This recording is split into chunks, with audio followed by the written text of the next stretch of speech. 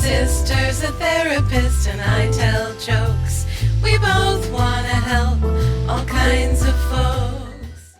Hello, and welcome to My Sister's a Therapist.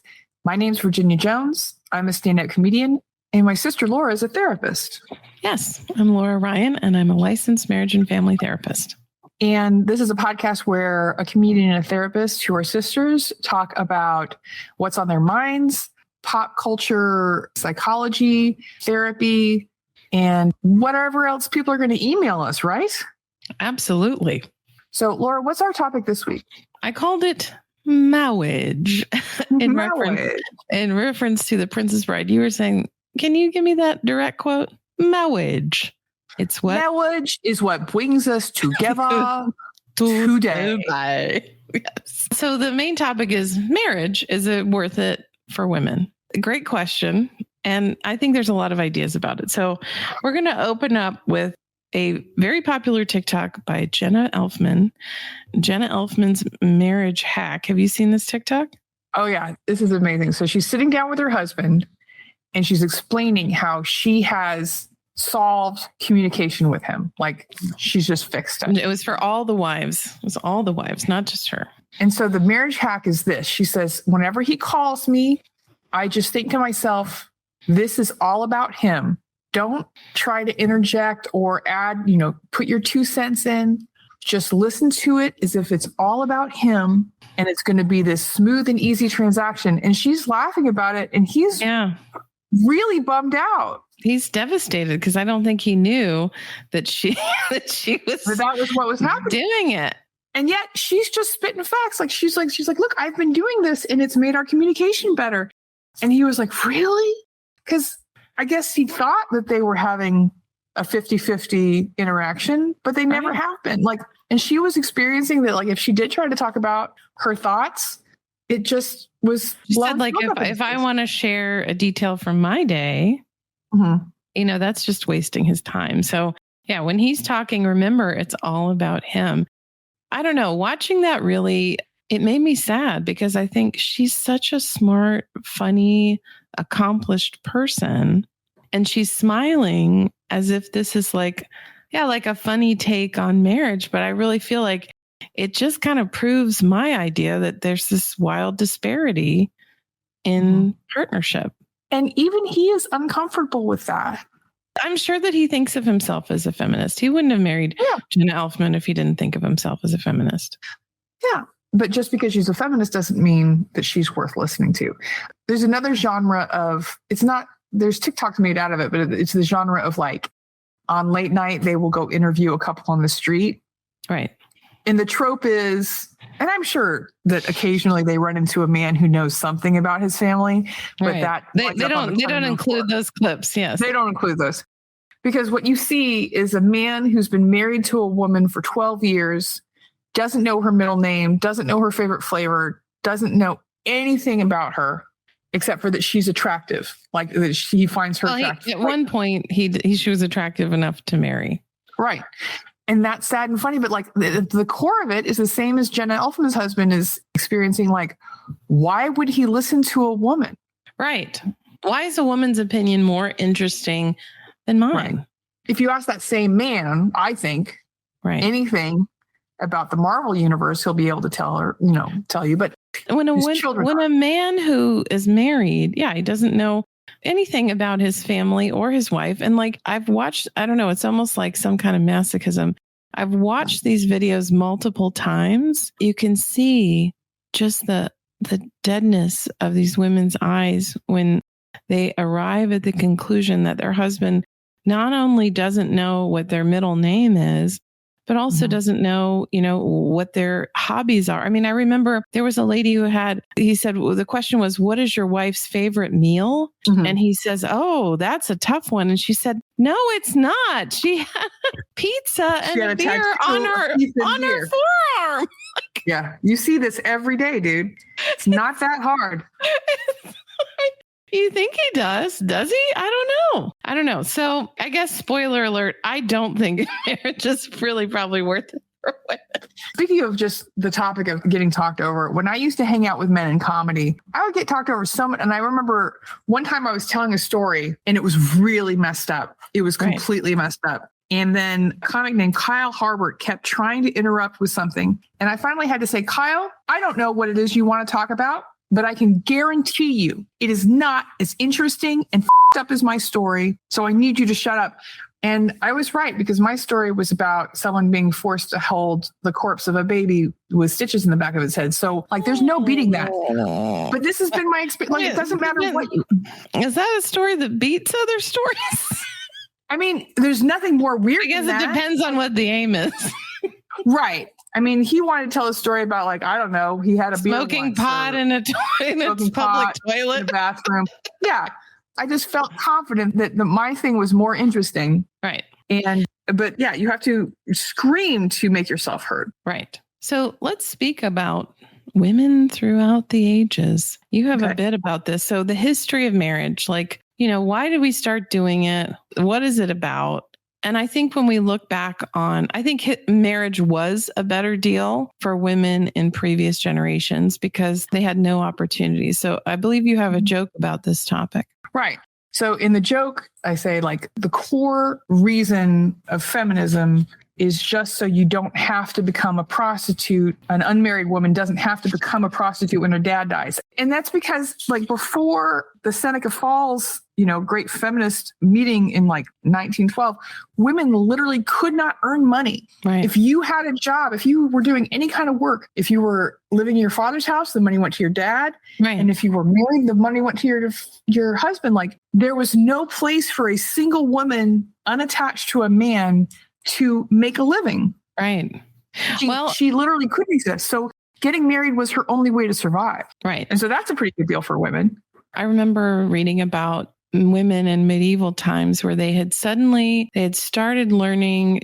There were very few trades that you could do without being married, but one of the ones that you could do was to become like a brewmaster and to make beer. A lot of single women were getting into this industry, and a lot of people, if you look at the iconography of witchcraft, a lot of it is, over a cauldron, stirring a cauldron, making something. Exactly. So like, that was kind of the only industry that women could do, and men, kind of knocked them out of it. So really being married was the only option for women throughout time. So in 2023 or whatever year you're listening to this, what are the benefits of marriage for women as you see them? So originally you had to get married because you couldn't earn your own money. You needed someone to take care of children. So like, you wouldn't want to be in a partnership that was unmarried for too long.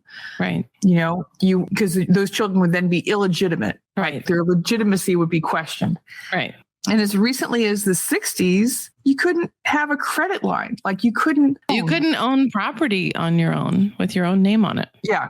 So those are all huge benefits for women. That was actually the 70s that women could get their own credit cards. Yeah. You couldn't have your own credit card until the 1970s. People. Yeah. Like, we're old, but we're not that old. Right. Another thing that is interesting. So even as recently as the 21st century, you would get married because it would enable you to buy property, to take out a loan, to have a credit card, which we couldn't have until into the 70s. And did you know this? That before women were given the vote, the first group of women who were allowed to vote were married women. Right. And they had to be married to an American citizen, because if you married a non-American citizen, you would not be allowed to vote. Yeah. And they were like, well, 20-year-old women who are out being hoochie mamas and dancing and they're too insane to vote. But like, a woman who's like solidly connected to a man, is allowed to have property with his name on it. Right. She can vote. So you would take your husband's name. You would be part of his family. There were a lot of great reasons to get married up until, the 2000s, probably. Really? Do you think it was that recent? Yeah. So, I mean, I guess my thought is, you and I have both been married. I think the benefits of being married for me were having two incomes, even though one of those people earned significantly less than me. I think having two incomes was helpful.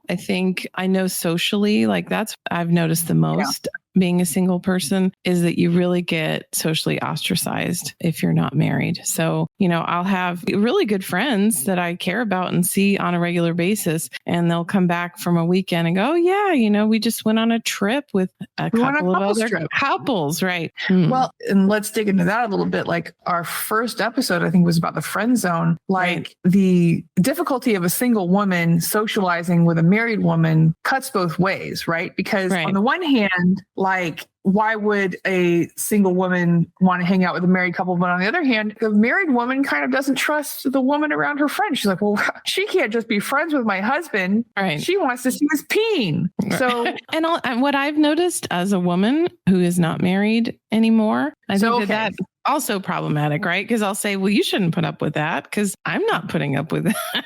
Right? That's why I left. So until, like, let's say now that women can have most any job that a man can have. Right. Like, but until we could have jobs good enough to secure health insurance, good enough to have us, we're still not getting paid as much as men, but get us to a certain level where we could have a little savings, have a little something in the bank. Like, you kind of had to be married to survive. Right. And in the time before birth control, you had to be married to have sex because, you can't get pregnant out of wedlock. Like, if you were a young person, it's funny because the trend is that women are getting married older and older. And part of that is because we don't have to be married to have sex. That's why hayseeds will get married when they're 16 and 18 years old, because they live in a conservative environment. And so they have to marry this stranger so that they can experience sexual intercourse. And then you're tied to that person for the rest of your life. That doesn't seem fair. It doesn't seem like a great deal. I mean, I think a lot of the problems with marriage are ultimately just come down to this idea that, women are inferior. And I think when we're married, it just puts us in a more precarious position. Yeah, I mean, I think I'm going to heavily reference TikTok today because I do that all the time anyway. But there was a creator called Witchy Coffee, and she was talking about how she had ordered a 1/4 pound of ham to be delivered to her via Instacart and a lot of other groceries too. But she said that there was a male shopper and he was really struggling. Like, he could not understand the concept. She said, because he was saying, well, how do I get it? What do I do? And it's like, this is a grown man, right? Yeah. That took me back to when I was married. I was not in charge of domestic labor because I was the higher income earner. And so my husband took care of that. And I remember having to, after a few fiascos, like, for example, I don't know why this stands out. I asked him to buy me shaving cream. He had been in a relationship with me at this point for 4 years or 5 maybe. And he purchased... Laura likes this specific shaving cream. It's got like a plastic, like pink lid. Absolutely. And it's a gel. And if it has glitter on the lid, then even better. Glitter butterfly. That's yeah, exactly. And so instead, what I received was a Barbasol can from a 1920s, barbershop. And I just thought, what the f-? So anyway, I ended up having to painstakingly create this ridiculous sheet that I would sometimes have to tell him which aisle the item is in. Right.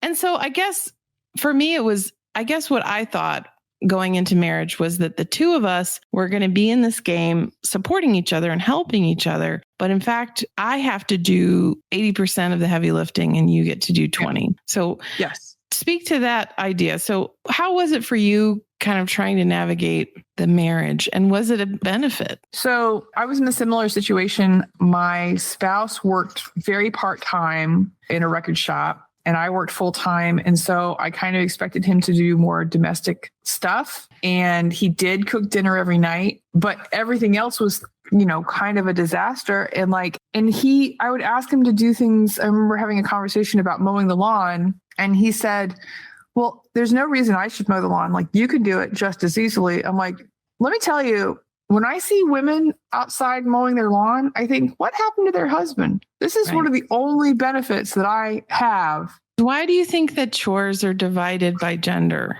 Like, why is mowing the lawn a masculine chore? Yeah. I mean, to me, it's because if they're so excited about how they're bigger and stronger than us, push a mower. Enjoy that. Do something I'm like, physically taxing. our dead dad, who didn't have a lot of great advice, but a good piece of advice he gave me was, don't do a task you don't want to do in your marriage. Right. Never do it once, because that will become your job for the rest of your life. If you pick that up. That was great advice for him, because that's why he did virtually nothing. So yeah, Mel Hamlet, a TikToker and also, just social media person, she said her hot take was that marriage is a second childhood for men. Mm-hmm. Yeah. They leave their mom's house. Yeah. They have to definitely I've had this experience of how did you live this long? Yeah. How did you cobble together any sort of life without ever knowing how to make spaghetti? Right. Yeah. Or how to properly clean your toilet. They leave their mom's house. They have a really hard period where the benefit is that they can have sex with a lot of people, but the downside is they have to do everything themselves. Right. When they meet a woman and get married, they can just sit back and say, well, my main job is earning money. That's all I'm good for. And then her job is taking care of all of the household needs and my needs. And if we have children, our children's needs. Right. So that's fair. Yeah, it sounds really good. It's the Hope Peddler, another TikToker, said it's the men's right to comfort. Mm-hmm. They believe that they have a right to comfort. They have a right to be cared for the way a parent would care for a child, not the way that two equal people come in. Mm-hmm. You also sent me a TikTok about the concept of the man cave, and that they feel entitled to have, in let's say a small house with children in it, the husband frequently will get to have a study or a lounge that is just his, in a place where he can escape from the duties of fatherhood. And the wife has nothing. The wife doesn't even really have a bathroom.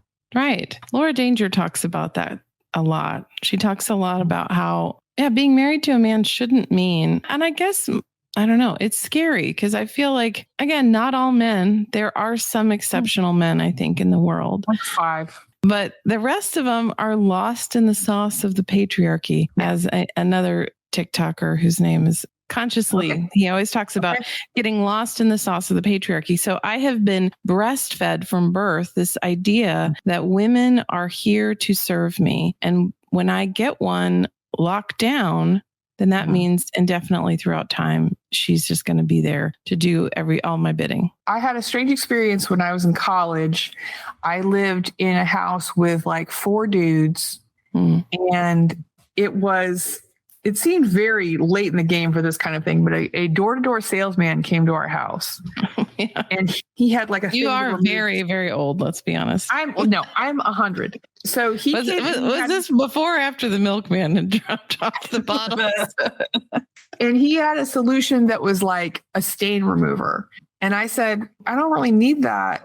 That's not relevant to me. And he was like, well, I saw this big stain on your driveway. Don't you want to keep the house nice? I'm like, I'm not the woman. I want to keep the house nice. What? I'm a college student in a rental. And I was like, I'm not married to any of these dudes. It's not my job to keep the house any particular way. And he never met a woman who didn't care about her driveway the way I didn't. Well, you need to be worrying about those stains. That should be your... what are the neighbors going to think? That exactly. I'm not taking good care of my boys. And that when women start talking about her boys. And one of them's their husband. One of them's their husband. Ooh. That's rough. There's been kind of a weird shift where for years and years, all you would hear from men is about how much they didn't want to get married. Right. And how much it was dragging them down and they were going to get trapped and they were scared of the commitment. But from everything I understand, marriage only benefits men. Right. The only thing that I think disadvantage for men, there's 2 of being married, in my opinion. One is they don't get to have total independence. They have about 90% of what they had before they got married. And 2, and I guess part of that or couched into that is they shouldn't be able to have sex with other women. And actually a lot of dudes are getting around that one too with polyamory. So I think you don't get to have total. Well, that's a favorite as well. But I can ethically cheat now, 2023. I don't have to give up anything. I had a client in the past who was, 50 something bachelor, and his really quite wonderful girlfriend was trying to give him the lockdown, Mm-hmm. and I just said, you don't seem to understand. She is going to be in probably 10 years time. She's going to be your personal nurse. And before that, she's going to be your personal maid. And before that, she's going to be your personal sex worker. I mean, why are you fighting this? It still kind of shocks me. But yeah, I think a lot of women are sort of wising up to the deal that this it doesn't benefit us. We've talked about this, you and I, and I think it's known, like this is settled law, that getting married extends a man's life and shortens a woman's life. Right. Yes. And like I was listening again to TikTok yesterday, this woman was talking about the experience of being a funeral home director. She did it for several years, and she was saying it was wild to her how, at the funeral of an elderly man whose wife had passed, he's crying and crying about like, how am I going to take care of myself? How am I going to eat? How am I going to bathe? Like, how am I going to do? And she's like, and then on the other hand, when an elderly man dies, these women are just like, good, I'm solid. See ya. See ya. I mean, I wish I had a statistic about it, but I know for a fact that most of the time, elderly women, when their husbands pass, never remarry. And most of the time, elderly men marry within the first, I don't know the exact statistic, but it's like 1 to 5 years, they've already remarried. The joke that I have right now about marriage is kind of about my anger about how women are sold this bill of goods. Like the reason that young women act so crazy about marriage is that we've been hyped up about it every single day. Since birth, what's your wedding going to be like? What's your dress going to be like? Is this your best friend? Is she going to be one of your bridesmaids? Like it's everything. And I think it kind of freaks, especially young men out. It freaks young men out that women have their eyes on this prize.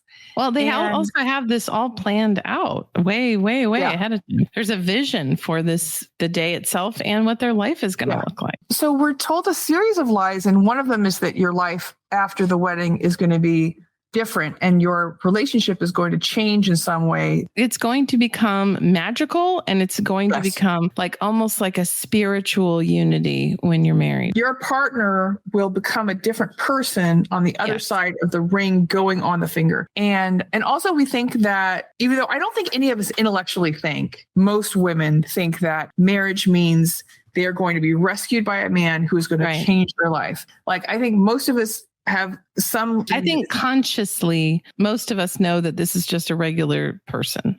This is just someone you're partnering with and you're going to share your life with. But that's definitely part of the fantasy still. Like, oh, he's going to fix all the problems with my life. It's going to save me. Make my life easier. Right. And marriage does not make your life easier. And well, he's going to be the daddy that I always needed, right? He's going to be that. I'm going to be chosen. I'm going to be chosen, and he's going to give me all of the things that I didn't get out of my relationship with my parents. Yeah. So it's a load spoiler alert. It's not true. Not to use strong language, but it's a bunch of bunkum. Like it's a bunch of hooey. It's a bunch of hooey. Like when you get married, after you get married as a woman, you're going to work just as hard as you were going to do it before. But now you have to pick up some other jackass's socks. Like it doesn't make your life better. A single woman versus a married woman does half an hour more labor a day by being married. And that's not even when she has kids. That's just being married to a man. Just being married to a human man. So yeah, going back to Mel Hamlet, she also said, I'd love your thoughts on this. Married men are just parasites on their wives. What do you think about that? What is your experience of a man being a parasite on you? Yeah, because it's not just chores, right? They also need you to manage their medical appointments, calendar, call in sick for them at work, like make plans with their friends, make plans for big events. Like they don't want to do anything, literally nothing. My family is your family, my responsibilities. I mean, conversation just today with a friend who was managing, her spouse's mother's birthday party. Why wouldn't she? But it's like, who came down from the sky and determined that women were supposed to do all of this stuff? Like, how did that? Who decided that? Mm-hmm. The first lie that we were told, I feel like, probably a lot of this is biblical or our interpretation of the Bible. is that, men are in charge. And there's a lady on TikTok whose name I can't remember, but she was like, what? Like, if I can't trust you to manage condom wearing, why would I let you hold the reins on anything? Like, if you can't handle the basics of life, why would I let you lead? You're not a leader. One kind of societal happening on TikTok, there was a very funny TikTok that you and I have both seen where a girl is excitedly putting her finger into a wedding ring. Right. And then every time she puts her finger into the ring, she has a vision of herself. She gets zapped and she realizes she has this vision of herself doing backbreaking labor. And men are so upset by this because another thing that they have been told or told themselves is that women kind of like we just kind of naturally like household chores. And like, that's why you'll give a wife, the trope of giving your wife a vacuum cleaner for Christmas. Like, right. I've heard it said like men are like, well, women just are better with kids. Like they're just in their nature. It's their nature to be better with kids. Like once the kid is off the tit, it's anybody's game. No, based on what? Like you don't also have eyes and ears and a functioning brain and a nervous system? Like that's all you need to keep a child alive. It's not magical quality. Yeah. I mean, I remember all of these topics make me want to just burn me up. I remember I was out with a friend. I had just had a baby. Maybe he was like 6 or 8 months old. And she had just had a baby perhaps 3 months before. We both had newborn children, right? They were young kids. And she said, I have got to get out. Like, I've got to have a girls' night. I've got to do it. We went to see Stanley Roy perform. And it was a big pain in the ass for me to get, I had to get a sitter. I had to get dressed. I had to bathe. I had to do all these things. And I think I had just ordered the first beer and I handed it to her and her phone was ringing and it was her husband on the phone. And he couldn't get the baby to stop crying. Mm-hmm. And instead of trusting that he is a functional adult man who can manage basic things, she left me there so that she could run home and get her baby to stop crying. Like, I mean, I think it's a 2-part problem. I think part one is that men show us all the time that they are less competent. They're less interested in the things that are important. And then I think part two is that, women don't, because of what we've seen, we don't trust them to do anything. And so we take away any of their own ability to grow and learn and be better.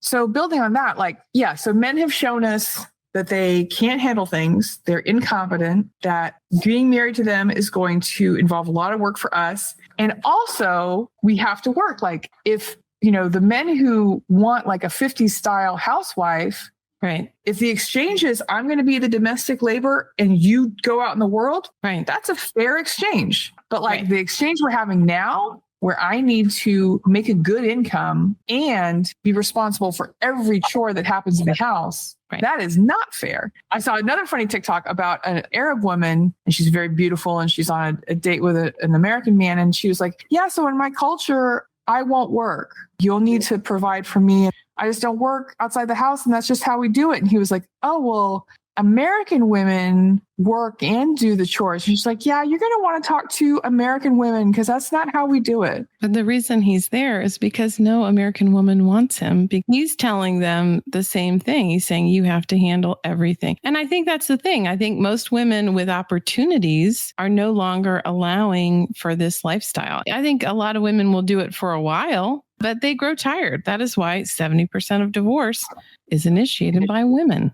And not even that, and the trope on that is that by the time a woman asks for a divorce, it's been dead. It's not her first move. No. It's like her 80th move. She tried a lot of stuff before that. She tried a lot of stuff before we went to this. But where do you think the story came from that women are all chomping at the bit to get married and take away our joy? It's just because we're brainwashed. It's an active, the brainwashing is an active thing. Barbie's in the mix. I mean, I had bridal Barbie. Come on. Yeah. The same client that I was talking about earlier. I remember we were talking about it, just get married at a courthouse. And I said, man, you have to understand that this woman from birth, I said, have you ever watched a Disney movie? Mm-hmm. There are no slip dresses. There is no courthouse wedding. We have been primed and loaded for this thing, for this magical day from conception, pretty much. Right. Basically, the second you come out of the womb and look like a woman and people perceive you to be female, not look like a woman, you start getting this line of, well, this is everything you're pointed at. When you're a million years old like me and you're on Facebook, getting married is just another achievement. Mm-hmm. And then after that, you have to have kids because you don't have anything else to talk about. It's kind of the biggest achievement. Like he said, well, I'd be happy for her to wear a slip dress. And one of my guilty pleasures is watching The Bachelorette. Mm-hmm. Because I enjoy women in the game who are in charge. But, I just watched the Hometowns this week. And this man he's talking to his father and his mother about, this woman he's dated for 3 weeks and whether or not they're the right match for marriage. And his father and mother are just saying, gosh, we respect you so much more now. Like you seem so much more mature now that you're thinking about marriage. Like, what is that even? I don't understand. So, okay, I've tried to come around to it a couple of times, but what I see happening is after years and years of men saying, woe is me, we're not ready to be married, we're not ready to lose our freedoms. Finally, women are saying, what is the benefit for us again? Why is it? And then men are very upset about that because, honestly, they fucked up giving us rights. Right. Like the way to make sure you get married and that everyone gets married is that you do not allow women to work outside the home. Go to college. Vote. You've given us too much equality. I think that's why people are rolling it back now. I think that's why we're experiencing, the abortion issues and apparently someone's trying to fight no-fault divorce. Like, I think a lot of men in power are realizing, oh gosh. We have a sister. Like there's us and then there's even another sister. Really? And she's a little bit younger than we are. And there was a moment when I was married and you were married and she was pursuing her master's degree and living in New York City. And she told us, I really don't have time to date right now. I'm really just busy working on my career. Right. And I think that I'm a sophisticated person. I think of myself that way. And at that moment, I had never considered it. Right. Everything in my life, decisions about where to go to school, like what kind of activities to do, were all motivated by marriage being about this goal. And like the fact that at that time, that just wasn't even on her radar. It was a moment where I really felt the generation gap between us. I'm like, wow, that's shocking, right? Shocking. Where did she get that idea that she just didn't need a man, that she could just do stuff? Right. Right. And I find it in my office a lot. Like I'll say to people, like women specifically, like, well, what do you think about maybe just, they'll come in and complain about how bad it is out there and how dating is so hard and how lost they feel. And I'll say, well, what if we stopped making that a priority? And they kind of look at me, gobsmacked. They can't believe that maybe I would even suggest that not spending every hour of your day trying to find your person is, maybe that's not it. So what we've been talking about, big picture, women are getting married later.